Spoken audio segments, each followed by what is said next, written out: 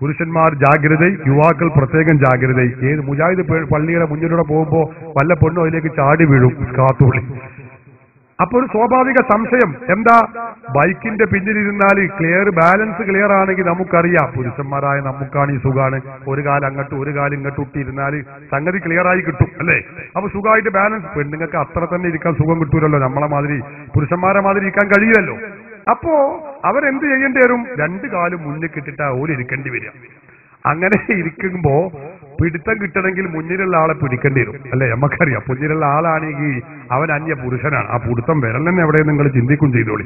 ഏതാവട്ടെ, അങ്ങനെയാണ് ബൈക്കിന്റെ പിന്നിലെ പിടുത്തം വരിക. അപ്പൊ സ്വാഭാവികമായും അത് തൊടേണ്ടി വരും അന്യ പുരുഷനെ. അപ്പൊ അതിന് മുജാഹിദ് മൗലവിയുടെ ഫത്വ നേരത്തെ തന്നെ അഡ്വാൻസ് ആയിട്ട് ഒരു ഫത്വ അങ്ങോട്ട് ഇട്ടു കൊടുക്കുകയാണ്. എന്നാൽ സ്പർശനം ഒഴിവാക്കാൻ പരമാവധി ശ്രമിക്കേണ്ടതാണ്. പരമാവധി ശ്രമിക്കണം. പിന്നെ ബൈക്കല്ലേ, വല്ല കുണ്ടിലും കുഴിയിലോട് ചാടുമ്പോ അടക്കിയോടെ പിടിച്ചെന്നെ, അത് കാര്യാക്കണ്ട. എങ്ങനെയുണ്ട് മുജാഹിദിന്റെ ഫത്വ? എന്നിട്ട് കഴിഞ്ഞില്ല, ചോദിക്കണത് എന്താ, എന്നിട്ട് പറയുന്ന ഒരു നിബന്ധന ഉണ്ട്. മുജാഹിദാകുമ്പോ നമ്മള് എന്തെങ്കിലും പറയാൻ പറ്റൂലല്ലോ, ഉള്ളതൊക്കെ പറയണം. നിബന്ധന എന്താന്ന് വെച്ചാല്, സംഗതി ഇങ്ങനെയൊക്കെ ആണെങ്കിലും 24 മണിക്കൂറിന്റെ ഉള്ളിൽ പെണ്ണിനെ തിരിച്ചേൽപ്പിക്കേണ്ടതാകുന്നു.